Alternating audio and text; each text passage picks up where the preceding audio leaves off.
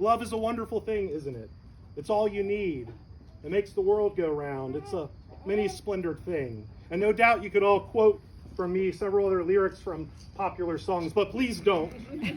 No, we all know that Martha and Robby are here today because of their love for one another. They might have not expected this on their first date at Wheezy's Kitchen back in 2017, but since then their love for one another has grown and become evident to all of us. And all I want to say to them is this: love one another and keep loving one another. Not just today or the next week or so while the excitement's still there, but for the rest of your life.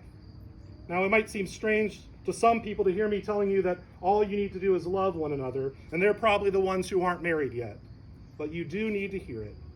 In a few moments, you're going to promise to love one another for better, for worse, for richer, for poorer, in sickness, as well as in health. Half of those situations will make it hard to keep that promise.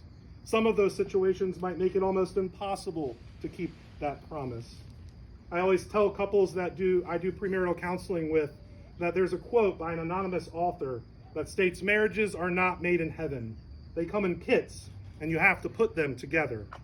I like to add that on some days, those kits seem like the world's most confusing IKEA furniture kit, which might be missing a few pieces. So I'm not just going to say love one another and not give you some suggestions about how you might manage to do it.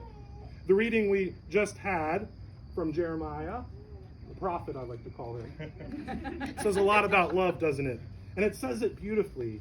Now, I'm not sure you two are paying close attention to it, though. You seemed a little distracted with one another for some reason. So let me remind you what it said.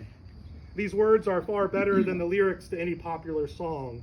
The first thing it tells us is this: that love is from God.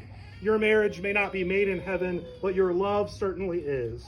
If you want to understand true love, then where better to look than at the love that God shows us? That's because the second thing it says is that true love is shown in the way God loved us. Sometimes we get the idea that love is some sweet and sappy thing, the sort of thing you see in a Hollywood chick flick, where everyone's been through a half a box of tissues by the end. Not that there's anything wrong with a really good chick flick. I quite liked You've Got Mail, though I think Sleepless in Seattle was probably a better film. Kind of dates me, doesn't it? But those movies never give a true picture of real love, do they? No, here's what true love is like. God's love was revealed among us in this way. God sent his only Son into the world so that we might live through him. How might we live through him? In this is love, not that we loved God, but that he loved us and sent his Son to be the atoning sacrifice for our sins. True love, you see, is a willingness to sacrifice oneself for the sake of the loved one. True love gives up its own rights in order to serve the other.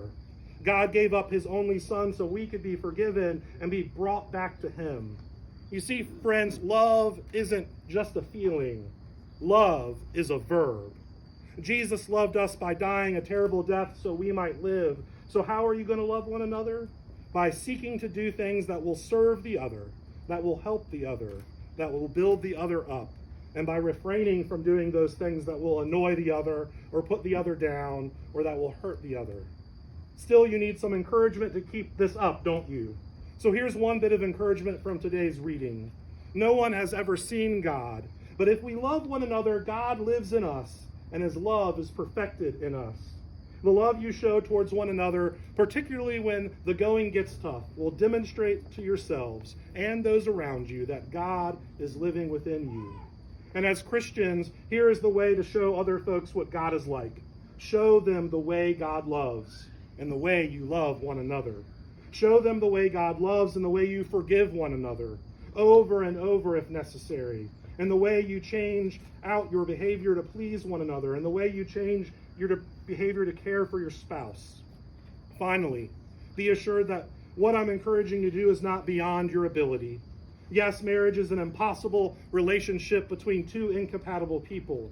Yes, it will be hard to love when you get to those moments that are for worse and for poorer or involve sickness rather than health. But here's the real secret to loving the way God loves. The great thing about the Christian message is that it isn't about a set of rules that you have to obey, no matter what, all on your own. If that were the case, we would all be lost. No, the message of Christ is about a relationship that we have with God, a relationship that's made possible because God gives us his own Spirit to live within us, to change us, to empower us to live the way he wants us to live. And as it says in verse 15 that Jeremiah read, if we confess that Jesus is the Son of God, God comes to live within us. God comes to live within us, and when God lives within us, the love of God is something that shows up naturally in our lives. So keep on loving one another. And if that's your aim, then do this first. Make sure that you continue to ask God to fill you with his Holy Spirit, so you'll be able to love the way God loves. Remember that love is a verb. That way your love will grow as you grow more like God. You can picture marriage being like a triangle with God at the top and you on the side. So the closer you grow to God, the closer you will grow to one another. So keep on loving one another and keep on loving God.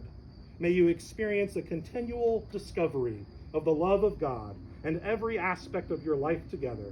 And may your marriage be one characterized by the presence of God, bringing you closer together throughout your lives. In the name of the Father, and the Son, and the Holy Spirit. Amen. Amen. Amen.